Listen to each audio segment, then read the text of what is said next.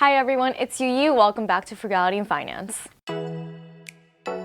Today I'm going to go over WalletBurst's wealth planning toolkit, which is something that I had stumbled upon during my December net worth update, and I had asked you guys if you would be interested in me purchasing that wealth planning toolkit and then just making a video about it on what my thoughts were of that toolkit. So I did go ahead and buy it. The first page does have instructions, so you can go ahead and read that if you do purchase this toolkit and just understand what each section is about. So the sections included in this toolkit are the net worth dashboard, account balances, asset rebalancing, fire calculator, and coast fire calculator. It's a lot of different tabs. Some of them I wasn't really expecting. The first one is the net worth dashboard. So the first section in this tab allows you to fill out the actual account balances for each category of your finances, and you can go ahead and create these categories. What I really like about this first section is that it also includes the change from the previous month, which comes from values that you would input in the account balances tab. So I'll go over that next,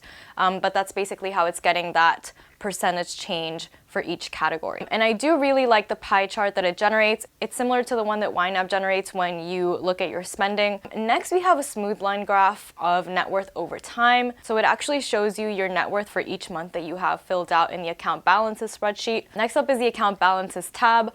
Nothing surprising. It's actually very similar to what I currently use in my own financial freedom template that I actually have in my description box if you want to use it. I like that each column basically represents a month, and then you have the different categories separating them so you can put in your actual balances for each category. And then it has a really nice feature that allows you to jump to a certain year within this tab so that it jumps past, old data if you wanted to. However, I do like the layout, and I like the part at the bottom that shows the totals by category, not just account. And I think that's really helpful just to get a visualization of what those amounts are each month and see how it kind of changes over time. Next up is asset rebalancing. I was not expecting to see this, but I really like that it's there. It's very similar to what you would see in a retirement account, like a 401k, when you log into your portal, and then what it could be after when you buy different kinds of investments like stocks or funds that are in slightly different categories. This is really great to help plan kind of your future investing, and you can input actual account balance numbers or percentage values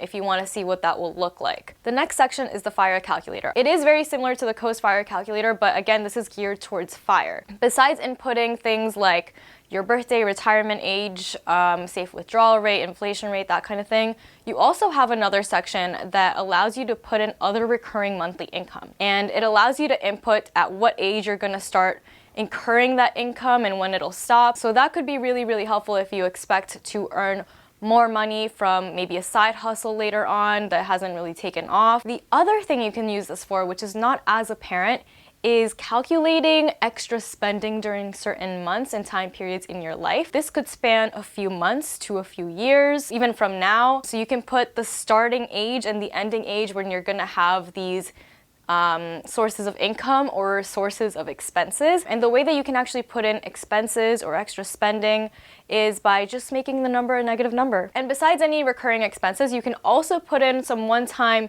windfalls or unexpected income that you might get. A windfall would be maybe getting a new car or just paying for a large medical emergency, so you can kind of estimate how much that would cost in that third section. Once that's all done, you can look at the graph below and see what your fire progression would look like.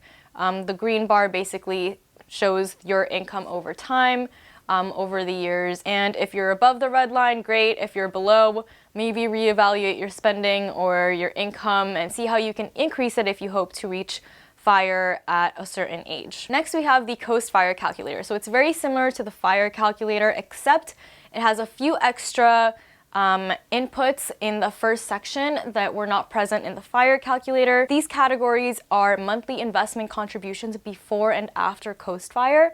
So you can actually put in the amount you plan to invest every month here. So you really don't need to put in recurring monthly expenses before or after coast fire if you have an average of what those contributions will be.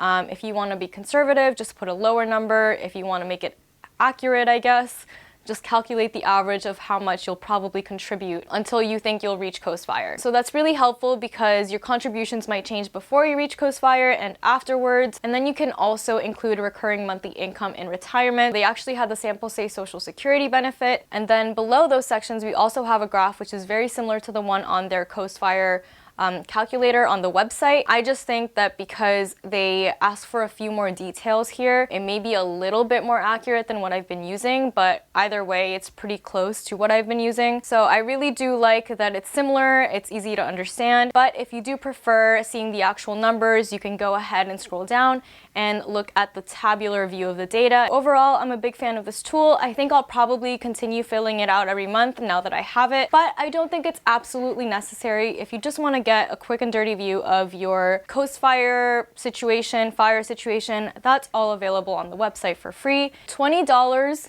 if it's not a huge portion of your budget, obviously. It's probably worth it if it's going to save you some time and money if you're trying to look at something more expensive, to just get a great dashboard of your current finances and where you want to be in the future. I like the toolkit. I think the pricing makes sense. Obviously, they need to make money off of this, and whoever put this together clearly thought things through. So let me know in the comments if you end up buying it and what your thoughts are on this toolkit. Thanks for watching.